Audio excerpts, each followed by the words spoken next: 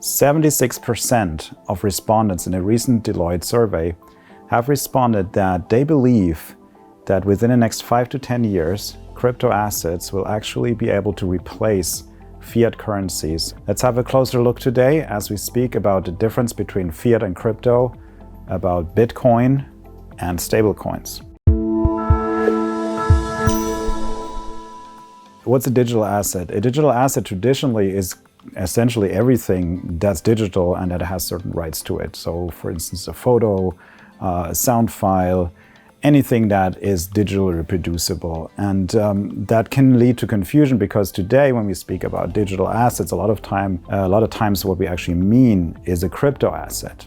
Okay, so that's a source of confusion sometimes. What do we mean by crypto asset? Basically, we are talking about a digital asset that can transfer value. That's sort of the most common and the most simple definition, in fact, for a crypto asset. When we talk about crypto assets, again, we can distinguish between a token, and you may remember we talked about this in the last episode, a token and a coin. And the difference really is that a coin is it has its own blockchain. So a blockchain that has a token on it, basically we call this a coin, and a currency in that sense, whereas a token usually refers to a project that's on a blockchain, and a token generally refers to something that gives you a right to a digital asset.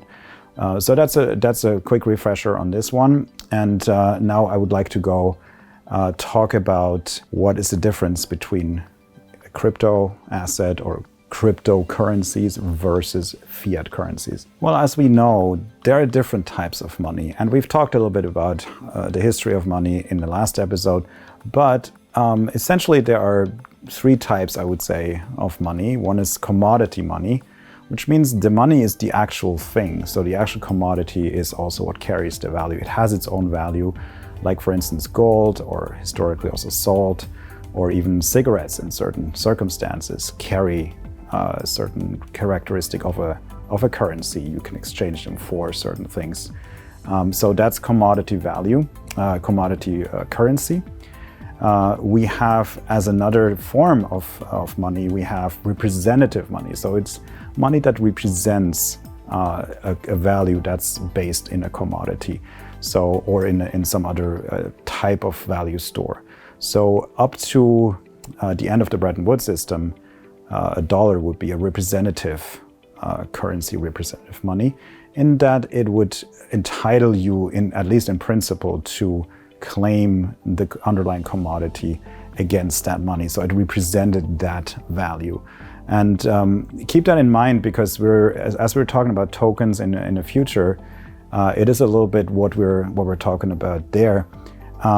As we could say today, for instance, that in 2021, we might say that representative money is a real world asset-backed token. So that's maybe a little segue there. So we can see that the types of money we're talking about historically actually a lot of times find some kind of incarnation also in the digital world, and that's partly what we're talking about here.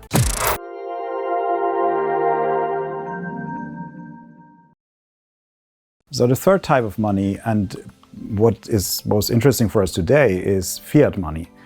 Fiat, as you remember, is from Latin. It means let there be. So it is made money. Its characteristics are that it doesn't have an intrinsic value. It is issued typically by a central bank on behalf of a government.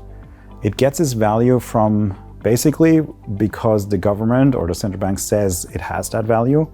And there's a certain consensus, usually among the constituency, the people, that it actually represents that money. Although there may be trust crisis as well. One of the problems it can have as well is there is inflationary pressure on it, because in this case, there isn't really a limited supply. In theory, at least, the supplies can be unlimited, as there can be more money printed as needed and as maybe directed by the government, getting its money from the central bank. Those things together, those criteria together, define what we call fiat money. Now, the question may arise, is fiat money really sort of the opposite of crypto money, or is crypto money the opposite exactly of fiat money? That's not really the case. In fact, the two share a lot of common properties. For instance, value in crypto is also a matter of consensus. However, it is not a matter of a central entity. So here we already have some very important distinctions. Cryptocurrencies do not rely on a central entity. In fact, that's one of their main characteristics. They're decentralized. So perhaps the most important distinction between the two would be between a centralized system that relies on a central bank, relies on actors that help transact banks, versus in the crypto universe, cryptocurrencies do not rely on a central issuing agent, and they don't rely on a centralized institution to transact. In fact, they are by definition, peer-to-peer transactions. So more specifically, the consensus on what constitutes value and also the consensus on what constitutes a completed, successful transaction relies in the fiat realm, relies on actors that are centralized. They say, yes, you got this transfer on your account, and they say, yes, this value actually represents what this number says in your account. So these are trust institutions, or institutions that create trust in order for the system to work. In the crypto world, this trust isn't created by a centralized institution or by any institution. In fact, it is created by technology. And we have to be a little bit careful when I say trust is created. It's kind of a dangerous concept, because it's hard. What does it mean to create trust? Creating trust doesn't come with the technology itself. It helps to transport the trust. So it still needs some kind of an outside consensus by the people, for instance, who trade those currencies, by the market. So there has to be a trust generation that isn't completely inside of or independent of the technology. So that's a very, very important piece to remember. So trust creation in the fiat universe is done institutionally.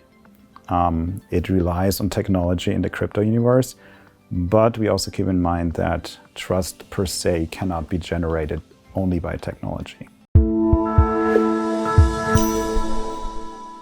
However, when we talk about transactions, then we can say, well, in the case of a crypto transaction, we can just trust the technology. This is just what happens. We do the transaction. The technology carries out its programmed, its preset set of instructions. A consensus is achieved by all the different nodes in the network coming together and deciding that, yes, this has happened.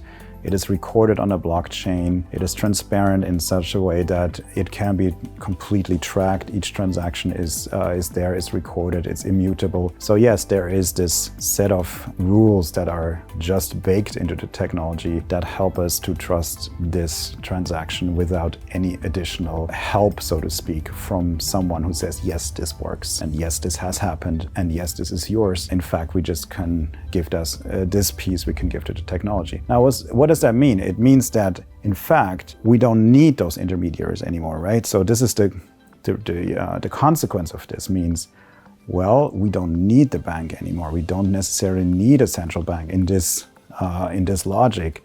We can have direct peer-to-peer transactions, and they're as secure or even more secure and more trustworthy as transactions that have a central agent mediating.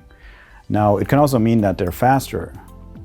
So in a typical foreign transaction, global bank transactions can take several days versus a crypto payment that can take up to maybe a couple of hours, but even as fast as seconds to transact. So there are certain advantages of this. And apart from sort of the philosophical ideas behind it and the sort of purest concepts, there's some just very down-to-earth cost savings, time savings aspects that we can look at. Now in practice, there of course, nothing's ever as easy. So in fact, transaction times are also limited by network capacity, by how quickly consensus can be found among all the nodes. And here we have a big margin for improvements. And in fact, there's several projects that sit on top of, let's say, the Bitcoin chain, for instance, to make this much faster. And we call these layer 2 protocols actually improve on certain characteristics of the original underlying blockchain.